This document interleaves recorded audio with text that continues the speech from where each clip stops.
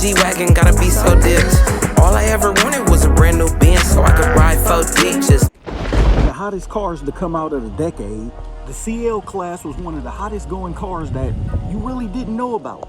And as the CL class never truly went out of style, here comes another car looking very similar, almost just like it, but what is it? That will be the S-Class, the S-Class Coupe, that is, with no B-pillar. Like, where are your windows at? Excuse me if I roll the windows down. There is none. That's being a true hardtop while being pillarless. As only 3 cars still are really pillarless on the market. This car, the Bentley GT, and the E-Class Coupe. But why did they get rid of such a beauty? Well, I made a video on that on my page, if everyone could go check that out. The S-Class Coupe did get a lot of hate though coming out, with people having to hear stuff like, it looks like the C-Class Coupe. It looks like the E-Class Coupe. I like the design, but I don't really care for the rear. To me, the rear is one of the best parts. That's what gave it an exotic look over the CL. Which the CL is one of a kind, you know, no car looks like it. But it's kind of give or take. And I got a real long story, but I'm gonna just sum it up into short words. When I used to have the red chrome wrap on the CL, a lot of people asked me, hey, is that the same car you just did it a new color? So to us, we know, and some people say, you know, the CL, they like the looks of the CL, but it actually looked to the naked eye, to people that don't know, the cars actually look more similar than they do different, as this still is the successor to the CL. The main thing we all can agree on this car is we like the size of it, and the number one reason why we really get it is because it's a rare car. We never got these cars to race, so even if you do end up with an S63 or an S65, it's more of a statement rather than saying, hey, I'm the fastest car out. This is just the cream of the crop of Mercedes. So let alone no side divisions, no AMG, and no Maybach, the S550 would be the top Mercedes-benz, if you get it. So that was just a little history of me explaining, you know, why we get these cars, what make this car look good. And don't forget that this one does have the, it's the AMG line, so it does have the kit. And not only the kit, it does have the Zinyo interior, which give you, the seats.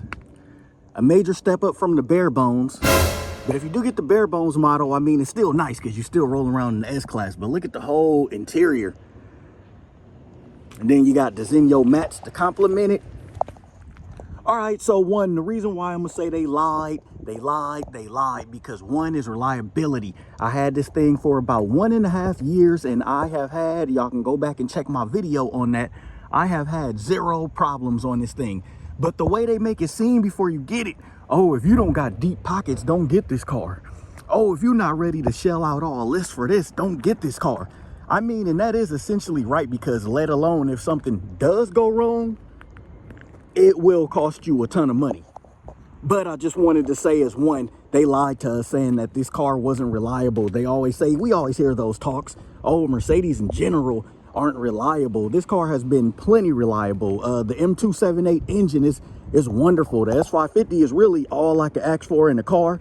This was my dream car. So hopefully if it's anybody else's dream car, hopefully you make that purchase one day, because this car will not let you down. Like I always state, the CL was lovely. The CL is great, but this is just a little bit greater.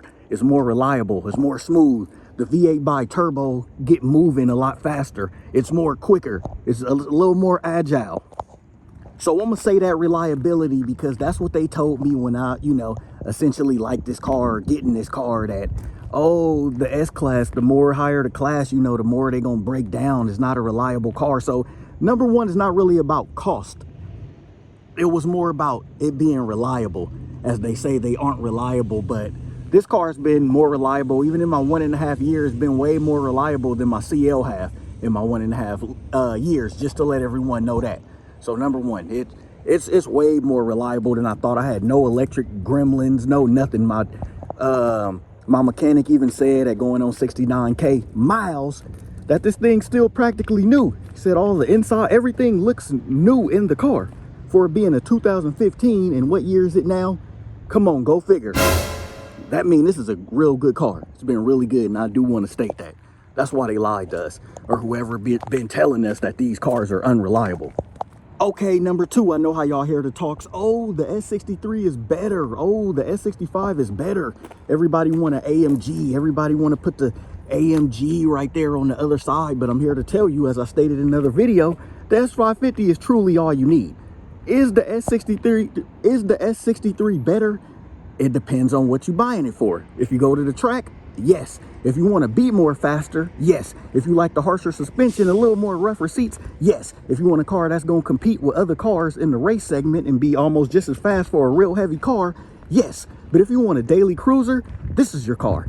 If you want something that just look nice, and that's a S-Class and that's a coupe, this is your car. You can opt for the Zenio interior, you know, so they didn't cheap out on the S550 in no kind of way. You can get the sport steering wheel, the sport pedals, you know, inside like this with the flowing lines. So I would say they all are great depending on what you want to buy the car for. Meaning that, oh, just because this one's a S550, it's still a V8. And that's why I get it. You know, if you wanted a big boy and it was like a S350, okay, nah, don't give me that one. Let me get the AMG. And so I will say AMG means something for people who want the AMG, who want it to mean something. You're just getting it for the flex. Okay, you could kind of miss me with it, even though I feel like I'm ready to step up and maybe get an S63 same model, just because I had this one already. But if you're thinking it's a little lesser, no, it's not lesser in the S-Class. Maybe other models, but not on, because it's an S-Class. Okay, another thing I want to talk about, number three, they always say, oh, it's an old man's car. I don't want to get in too much detail about that because I can go on and on about that. The reason why they were considered old man's cars in the first place is because that's who really couldn't afford them. Me and you couldn't afford them. Depreciation hit, and thanks for depreciation, that made it somewhat desirable for me and you to get it. So they get this car because it costs a lot, and they're the ones that can afford this car. You ever hear, you know, how when I retire, I'm gonna get this car. That's why older people normally even drive around in, you know, a lot of nice cars. So this essentially, I'm here to tell you, no lie, this is not an old man's car by any means. And it'll beat a C300. It'll keep up with a C43. Heck, it'll probably keep up with a C63. Will it get beat? Yes, but look at the size of this thing. You can get a massage in it. It sprays cologne. You can get all of this in a car like this. So how is it tailored for an old man? I don't get like the logic behind that or why people say that, but I'm here to tell you, if you drive this thing, you will love it. And it is no old man's car. I'm just stating from experience. Trust me, you will love it over the C Coupe, over the E Coupe. Trust me when I say that. Trust me.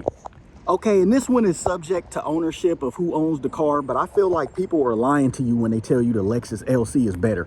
Okay, y'all might like the looks of the Lexus LC or anything this compete with, the Bentley GT, the Aston Martin, anything it compete with. But for the price range, okay, yeah, this costs more. It starts more than a Lexus LC or a BMW 8 Series, but you're just getting way more car. And I've been seeing that a lot. I've been seeing some people saying they'll take the LC 500 over the S Coupe. But that's cool because the S Coupe, like I said, I stated and I stated again, this car is for the niche buyer. This is for the few that really know what the S Coupe is, really know the purpose of the S Coupe. It's just a few of us, a few real ones that really know what this car actually means and stand for. And the LC and all those cars are nice, but Mercedes has heritage. It was one of the first cars on the road. You know, it holds its own. It's just a lot of things about this car. Its pillarless windows alone would make me get this over any other coupe. All the other coupes have the block right there with the window that can't roll down. Like, look at this. The seatbelt comes to you when you get in the car. This thing sprays cologne or perfume or whatever. It can drive by itself. It can park by itself. The headlights turn. And you got to remember, this car came out in 2014 as a 2015 model. So what did that tell you? The LC came out in what, 2017 or 18? Don't quote me on that. The 8 Series redesign came in what, 17 or 18? You know, and the Bentley being kind of behind is a better buy because it's a little more rare on the road. So this is where y'all want a Bentley, because Bentley in general is more rare on the road. You can see a Mercedes, you know, a dime a dozen. But people fail to realize you don't see this model a dime a dozen. So it's kind of like a Bentley, you know. I actually see a little more Bentleys than I actually do this car on the road. But to each his own. But that's why I just want to say they lied to you about that, because they try to make it seem like, oh, this is the worst car out of all of them. But remember, this car came out first. Everybody's trying to follow the trend of this car, but they did get rid of it for the SL and Y. But I got a video about that on my channel as well, if y'all want to go and check that. But that's what I just wanted to say about that, with all these different car brands claiming, you know, they're all really equal, because like I said, it depends on what you want in a car. So you can't really tell a person that you can't tell another person a S-Class is better than a C-Class. Because if they got their C-Class for daily driving, how is the S-Class better? Because this car is worse on gas, it's big and bulky, you can't get in and out of traffic. So it's all up to the person buying the car. But I want to say, don't let people fool you and say that these other cars are better than this car, because it's not. Nothing beats the S-Class. Even Doug DeMuro said it on his channel, that the S-Class is the standard for tech and things like that, over a Bentley, over the Rolls Royce. He said that they may be a little better because they're priced higher, but the better car to daily drive would be this one. I mean, Lexus do have that reliability. I'm not talking bad about no other brand. You know, I love all the brands. I'm just trying to tell y'all that they lying if they're trying to say that, you know, this is not one of them cars. A lot of people don't even know about the S Coupe. They don't even know it exists. We see it online in a lot, and a lot of people always say, oh, what model was that? So I'm here to tell you it's all the opposite. They tried to lie to us, say this thing was slow. Oh, it's just too expensive for the money. Oh, you're not getting your money's worth buying this car. They lied about everything. They told us all these lies. So that was my purpose of this video, just to bring some insight on all of that, man. Y'all make sure follow me on IG at It's the Benz Man. It's ITSTHEBENZMAN. You know, I'm gonna keep this thing rocking for us, for the 3-point community, for the star status, for the I'm a Star squad. And you know, signing off, I hope this just gave some people some insight on this car. Signing off, Benz Man.